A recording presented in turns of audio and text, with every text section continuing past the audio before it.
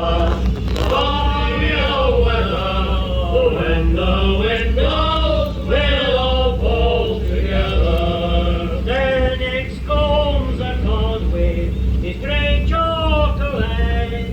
Time now, skipper, to ship your mainland in this windy old weather. Stormy old weather. Welcome aboard the bark Endeavour. Now sit back, relax and enjoy the voyage. First, let's tell you a little about our ship. The ship you're sitting on is a replica of Captain Cook's famous ship, the bark Endeavour, which set sail on its great voyage of discovery in the year 1768. Exactly like the original ship, she has a traditional bark construction, whereby planks are cut from larch, steamed into shape and then fastened to an English oak frame. At nearly 14 metres long and over 4 metres wide, the Endeavour is approximately 40% of the ship's original size. She was built by local craftsmen at one of Whitby's oldest shipbuilders, Parkall Marine Engineering. The three masts have been carved from Douglas fir, and the largest, the main mast in the centre, stands some 12 metres above the deck. Like the ship you are on today, Captain Cook's Endeavour was also built in Whitby in 1764 by Thomas Fishburn, a local shipbuilder. It was originally known as the Earl of Pembroke and was built as a Whitby cat or collier, designed to carry coals from the northeast of England down to London. Wherever possible, we have tried to replicate all the features of the original ship. One modern day improvement over the original, however, is our two 120 horsepower engines, which enable us to travel at around 9 knots in the open sea, without the aid of sail.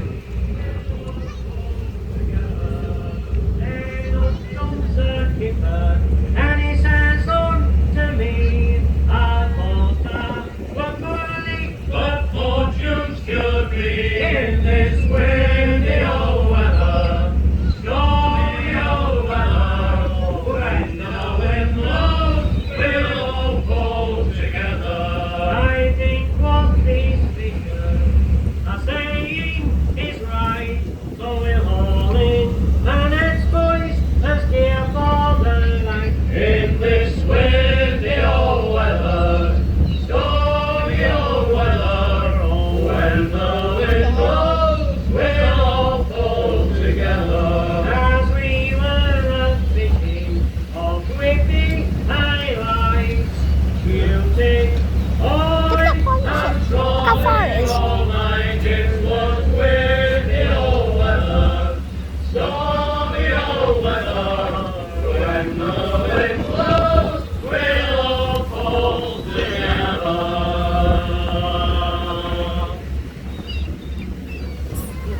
So now let's hear a little bit about our famous Captain Cook himself. James Cook was born in Marton in Cleveland in 1728, later moving to nearby Great Ayton where he went to school. After starting his career as a farm labourer, he moved to work in a merchant store in Staines, just up the coast. Then, at the age of 18, he became a seaman, and his first job was on a Whitby collier, just like the bark Endeavour. With the onset of war with the French in 1755, the 27-year-old Cook enlisted in the Navy, and within a month was promoted to master's mate. In just 4 years he was promoted to master, which is a professional sailor in charge of all aspects of seamanship under the captain. Over the next few years he made many long sea voyages, and spent 4 years preparing charts of the eastern coast of Canada, which proved so accurate that they were still used by the Admiralty right up until 1930. Then, in 1768, the Royal Society decided to send an expedition of discovery to Tahiti in the Pacific Ocean to observe the planet Venus crossing the face of the Sun. Funded by the Crown, the Earl of Pembroke was purchased for just under £3,000, taken to London to be fitted out and renamed His Majesty's bark Endeavour. The Admiralty decided that James Cook was the ideal man to lead the expedition. Oh, booby club, oh, me jolly, jolly club. Oh, for me beer and tobacco. Oh, sweet old Italy, oh, the lots of drinking beer. Round across the western ocean I was born. Now where is me shirt? Me jolly, jolly shirt. That's why they also is And tobacco. Oh, before there is sorrow, and the cooks are not. The daily walking up the bed nowhere. Oh, for me jolly, jolly, jolly club. Oh, for me beer and tobacco.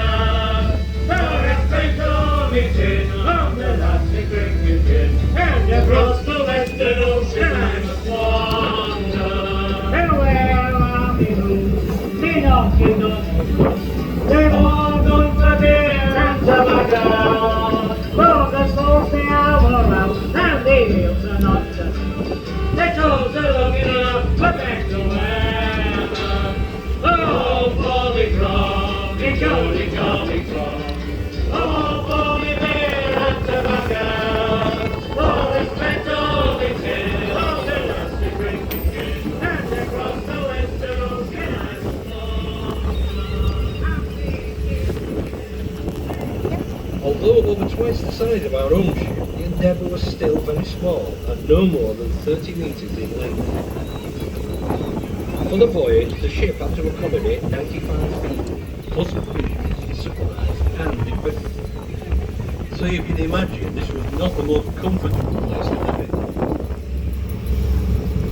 Preparing for a 3-year voyage like this was a huge undertaking, and it was necessary to plan for a long period at sea when no fresh food could be taken anywhere. To feed everyone, the ship took on approximately 16 tons of bread, 2 tons of salted beef, 5,500 litres of beer, 7,300 litres of spirits, and over 3 tons of sauerkraut. At this time, scurvy was a huge problem on long sea voyages, and Cook insisted on his men eating fresh meat and vegetables. When the men objected, saying they preferred the salt beef and biscuits they were used to, he had to have them flogged. Although they agreed after that. A typical daily menu on the ship consisted of breakfast with boiled wheat and sugar known as gruel, followed by a midday dinner of salted beef stew and vegetables. In the evening was a meal of soup and ship's biscuits, which were so hard they had to be broken up with a marline spike. Sailors then were a hard drinking bunch, and they were entitled to a daily ration of flip, a heady mixture of 8 pints of beer and 2 tots of rum or brandy, often mixed together as a potent cocktail. Oh, for me grog, me jolly, jolly grog. Oh, for me beer and tobacco. Oh, I spent all the tin, all the lads who drink it gin. And across the western ocean I was born. Oh, for me grog, me jolly, jolly grog. Oh, for me beer and tobacco. Oh, I spent all the tin, all the lads who drink it gin. And across the western ocean I was born.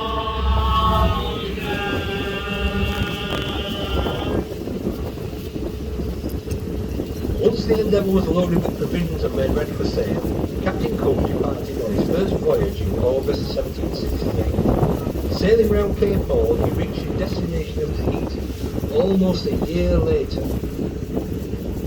The expedition was a great success with the observation of the transit of Venus.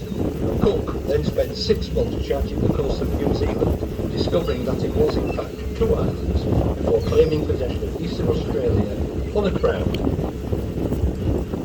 During this great voyage of discovery, Cook and his scientists also catalogued many thousands of plants, birds, animals, and fish never seen before, and brought many specimens back to England on their return. Of the 95 people who embarked on the expedition, 33 died, 3 drowned, 2 were frozen, and a total of only 55 returned 3 years later in June 1771. None of them died of scurvy. I'll sit like this. Cook was considered a hero because of the success of this expedition and went on to make 2 further voyages of discovery. Tragically, on his final expedition in 1779, he was attacked and brutally killed by natives in Hawaii on the 14th of February, now St. Valentine's Day. I think it went out because he is.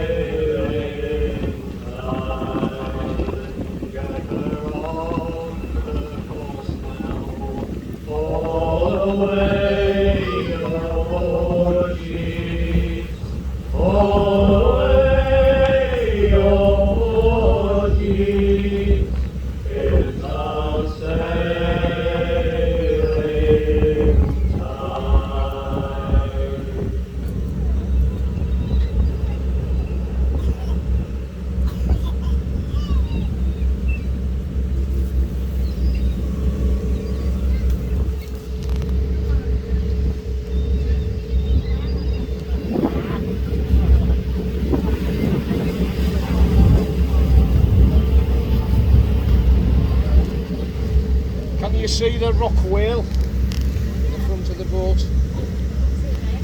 This side.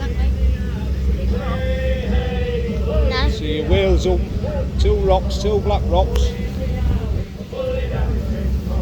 a whale's up and its tail behind it. Can you make it out? This side. So first black rock its the next one its tail. If you look at that cliff, cut into that cliff, there's a great big crocodile. Start on the left hand side, there's his head, his front paws on the beach, his back paws under the brick building with his tail. All the green of the cliff cuts him out to the shape of the crocodile. Used to be a dinosaur. Oh, it's a massive dinosaur.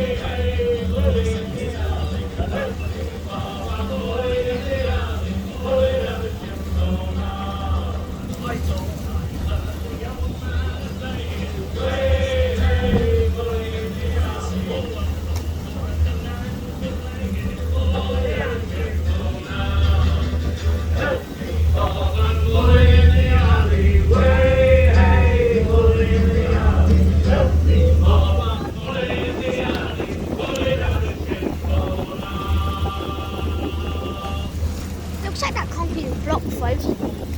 It looks like that concrete block is floating, doesn't it? Yeah, it looks like that's floating, but it isn't. It's just because we're moving past it. Because we're moving past it, it looks like we're floating.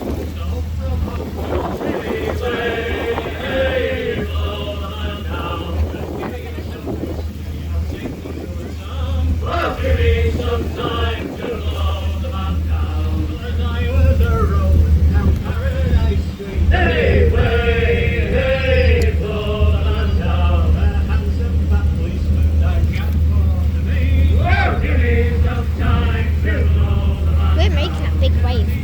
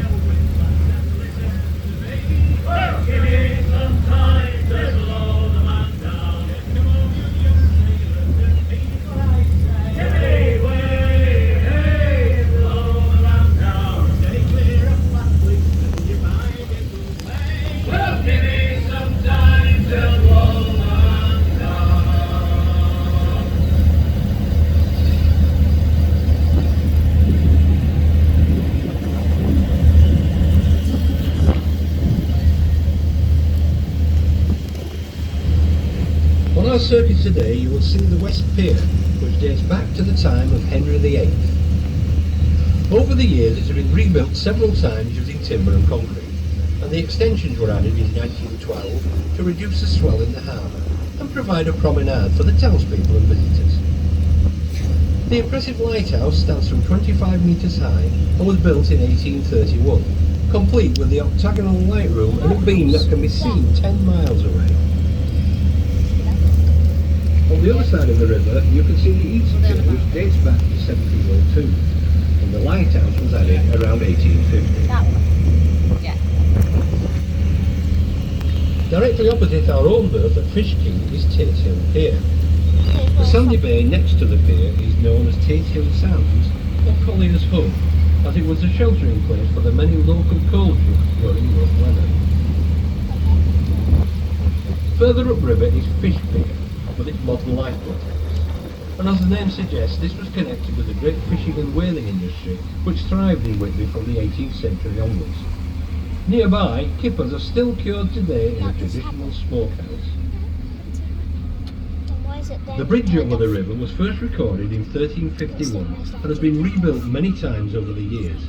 In 1610, some 60 oak trees were needed to rebuild it, whereas today's electronically driven swing bridge was built in 1909. Adjacent to the road swing bridge, you can see the house in Great Lane, where Cook lodged as an apprentice while working on the collier ships. This is now known as the Captain Cook Memorial Museum, which is definitely worth a visit.